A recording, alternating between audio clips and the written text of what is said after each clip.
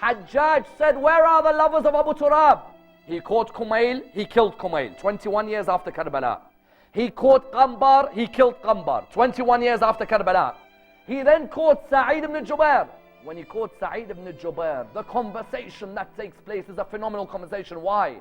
Because you'd think you're in front of a man like Hajjaj, you'd give up all your principles, everything you stand for. Wallah, he stood up in front of him with such confidence. Hajjaj looked at him. He said, you're Sayed ibn Jubair? He said, yes, my name is Sayed ibn Jubair. He said, no, you are Shaqi bin Qusair. Sa'id means what in English? Happy, isn't it? Shaqi means unhappy. Jubair means unbroken. Qusair means broken. He looked at him, he said, what's your name? He said, Sa'id bin Jubair. He said, no, your name is Shaqi bin Qusair. Sa'id bin Jubair looked at him, he said, that's what my mother named me. He said, your mother's wretched and you're wretched like her. A person who hasn't memorized the Quran would reply back with rudeness, correct? No. Quran says, invite to the way of your Lord with wisdom. He looked at him, he said, Allah knows about my mother and Allah has knowledge of the unseen. He looked at him at this moment, then he said to him, I've got all this gold and this silver, what do you have? He said, listen, if I thought your gold and silver would save me, I would worship you, not the Lord who gave you all of this. He looked at him. He said, what's your final wish before you die?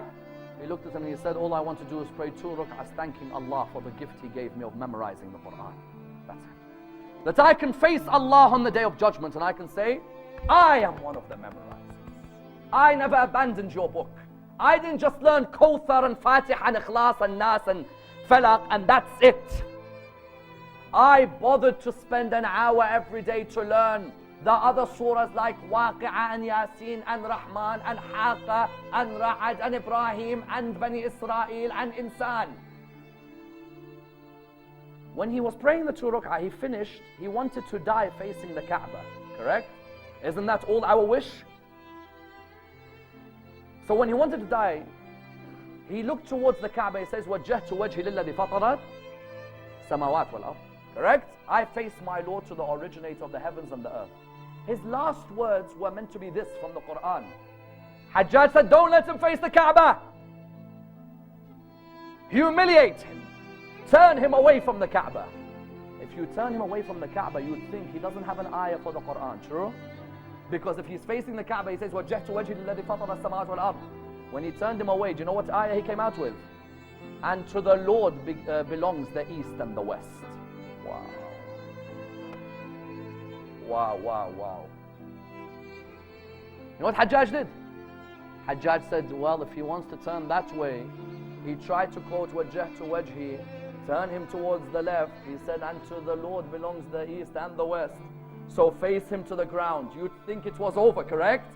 Then he says, from you we created, and to you we will return, and from it we'll raise you again. When you have the Quran, your memory becomes a fortress. You face me the Kaaba, I think of the originator. You face me to the left, to him belongs the east and the west.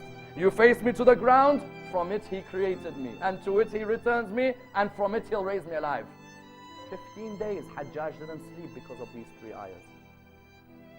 You know what he'd shout in his sleep? He'd shout, what was I doing attacking Sa'id ibn Jubair? He went insane. Hajjaj bin Yusuf, the fortress, went insane. 15 days every night he can't sleep. What did I do? Because he saw the memorizing of the Quran come out in power. A man had principles, he had honor. Wherever he faced, he remembered Allah subhanahu wa ta'ala. And that's why, without a doubt, you can have a man lying on the ground and his enemies can all surround him. Yet while he has the Quran memorized, his enemies are in fear. Even if you had many arrows on his body, while he has the Quran memorized, there is no one who can attack him. Even if they came with their shoes and hit his head when he lay on the ground, correct? Even then, you may hear the Quran from his lips. Even when they bring their knives and stab him in his thigh, even then you hear the Quran on his lips. You know what each one of them said when they came to behead Imam al-Hussein on the 10th of Muharram? There was one line all of them repeated. because for a couple of hours he lay on the ground on the 10th of Muharram. And they would come and attack him, but none would dare to behead him. Many tried, but none would dare. Why? They'd say whenever we'd come near his mouth, as we're about to behead him, we'd hear the Quran being recited from his lips. It's as if he wasn't dying. No, it was them who were dying. He was remaining alive.